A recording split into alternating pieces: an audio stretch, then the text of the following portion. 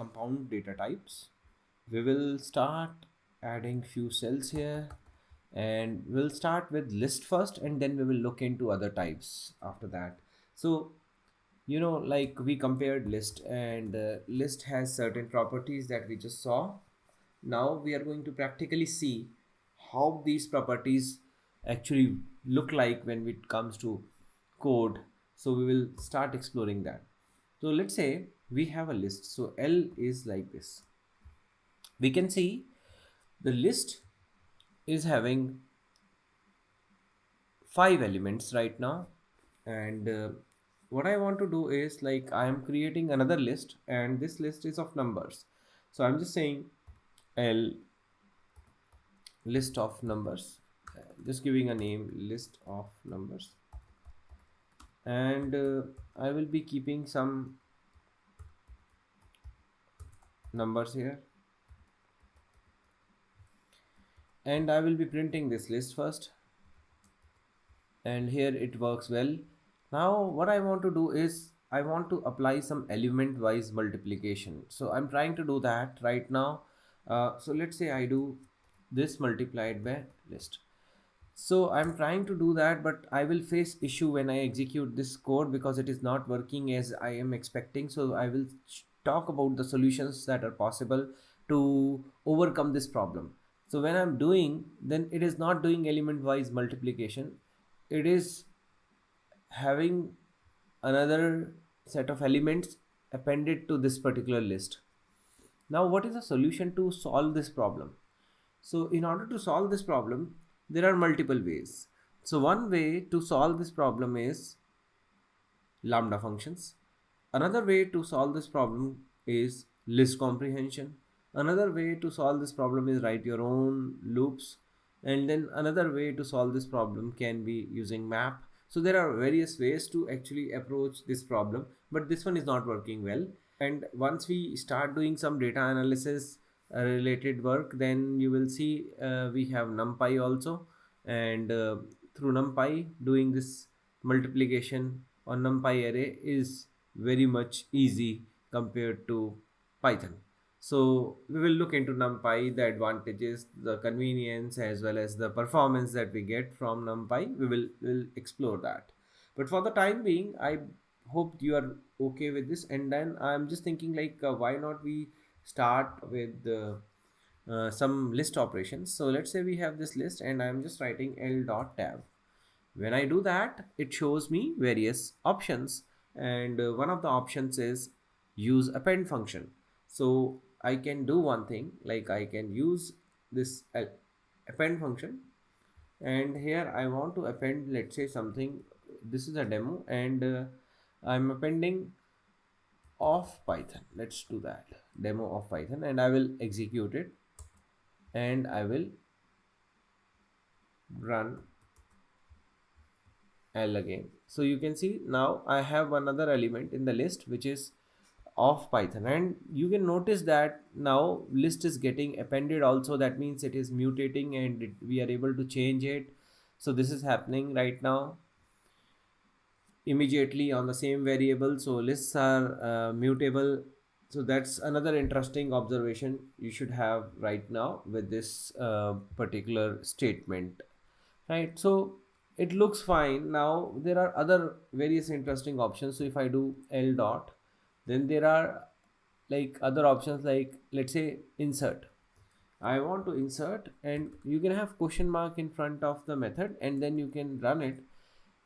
In case you want to see the documentation of a particular method in Python, you can use this particular approach for all of the methods that we have. So in this case, it is saying index and object. So I want to insert something. I will say L dot insert, and I will insert, let's say we have 0th position. This is first position, another variable demo, right, of Python. So what I will do is I will insert something here. So I'll say 0, 1, 2, 3, and then 4th position I'm adding. This is another variable and data type, right? So I'm adding this, right? And I'm executing it right away. When I do that, you can see this particular thing and data type is actually combined together, and we got this is another variable and data type demo of Python. So I'm able to insert it at a specific position in the list. So this is another useful syntax to know.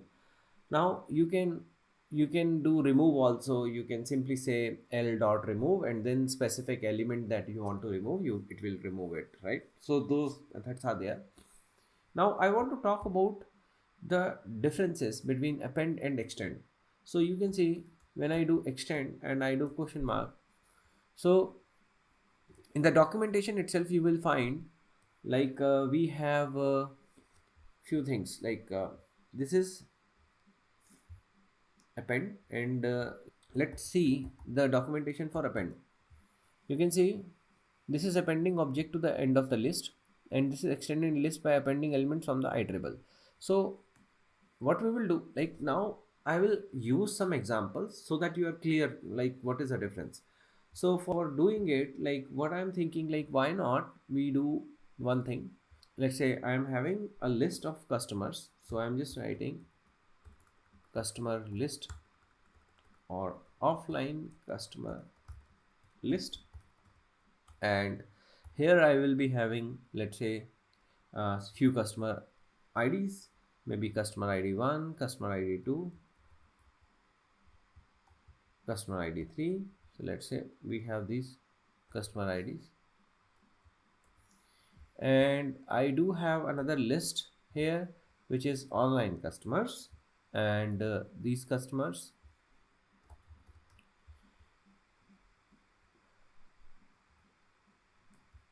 are, let's say, customer ID 4, customer ID 5, customer ID 6, 4, 5, and let's say we have 6. Okay, so I will execute this also, and what I want to do now is with the online customer list I want to append offline customer list. When I do that and I run it, then it looks like this. So we don't want to have this nested structure, so maybe we want to keep it light. We want to just have a scenario in which I want to keep this thing in the same list. What I will do, instead of using append I will be using extend. So I will see the list now. This list looks better, or the way we were expecting actually, because you can see it is not nested at all, it is like extended, right? So this is a good example to understand a difference between append and extend. You may go for append when you are having like a nested structure. For example, you have customer list and then you have address list, and you want to keep it like in a nested structure rather than keeping it together. So like we just have a list of numbers, so I will just show you how it looks like, and it is 1 2 3 4 5 6. Now I want to do slicing of this list, and for doing slicing, what I will do, I will just use an index, and this is zero based index, so I will just show you how it looks like. When you say list of numbers 2, then it is referring to like third position, so I got it. So the value, exact value at the third position, so it is working fine. So now I want to show you like how we can actually slice this list and we can retrieve some of the elements from the list. So let's say I want to retrieve elements from, let's say, 0th position to 5th position. So you can see like I got values from 0 to 5th position, but 5th one is not included, and that's why we have 1 2 3 4 5. So now we can also provide a step. So let's say I'm interested in finding all the even numbers here. So if you want to do that, then we can say the step is 2. Step is 2. When you execute it, then we are able to get all the odd numbers, but if you want even numbers, you can actually use here 1, and it will show you the even number. So I am saying the starting index should be from the 1 rather than from the 0, and go till index 6 and then take step of 2, right? So we are specifying the step size as 2. We can also say step size as 3, or you can play with this. So let's say we have a step size of 3, then you have 2 and 5. Yeah, so I hope this is making sense to you, like how it looks like and how it works. So this is very useful, like in one single line we are able to achieve so much without writing loops. So now we are having like there are so many other possibilities. Let's say I'm interested in removing some of the elements, so I can say delete, and I can say list of numbers, and I want to remove, let's say, uh, second element. So then I run it and I show you the list again, then it has already removed 3 from the list because it was at the second position, right? And similarly we can use the starting offset and ending offset. We are specifying starting, ending, and we are specifying the step. So all these things are possible. So apart from that, we can also use other methods, like we have len method on list. I'm just applying that, and when I execute it, then I can see I have the length as 5. I can also find out the count of a particular element. I can say dot count, and a particular element I can find out how many times it is appearing. So here all the examples that we have are having only one single occurrence. So uh, I can quickly show you.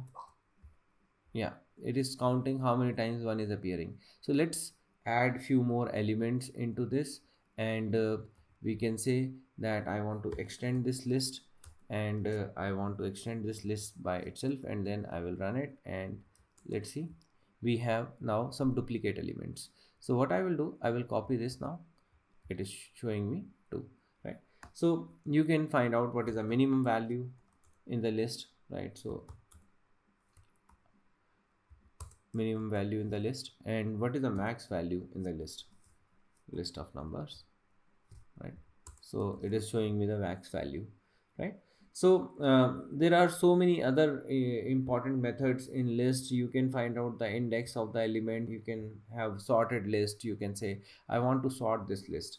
So you can actually find out element in the list. So let's say we have this list of online customers, and I want to find out if, let's say, customer is there in this list, a particular customer is there in the list. So I'm saying in this, so it will say true. If I have, let's say, customer 7 which is not part of the list, and it will say false, right? So you are checking this boolean condition, and you're finding if there is something in there or not. Or another way can be like you are using online customer and dot index, and then you can just pass, let's say, 4, and then it will tell us like which specific index this particular customer is at.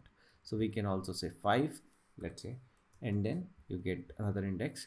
And let's say I use an customer which is not there, so then it will say it is not there in the list. So you can use this boolean expression to determine it before you start to retrieve the index of the customer, right? So you can sort the list. We are saying list dot sort online customer list dot sort, and this is not a number, like I will prefer sorting a list of numbers, so I'm just using that right now. And before I do, I want to show you what is there in this list. So it is not sorted. Now I'm trying to sort it using this, and when I use this again, then you can see now it is very well sorted. So there are other methods, like we can do reverse. So we can say list of numbers dot reverse, and when you execute it, you will find it is reversed, right? So we just saw how to work with various methods of list. So we can also create lists from the string. So earlier, using the split method, we saw how to create list from the string, that is converting unstructured data into structured data. But there can be scenarios in which you are converting maybe structured data like list into unstructured data. So for doing that, you are using maybe let's say list from string. So let's say I'm defining a variable. Let's pick up the name of the list, and the name of the list is L. So I want to combine all these things together, so I'll use space dot join, and then I will use L.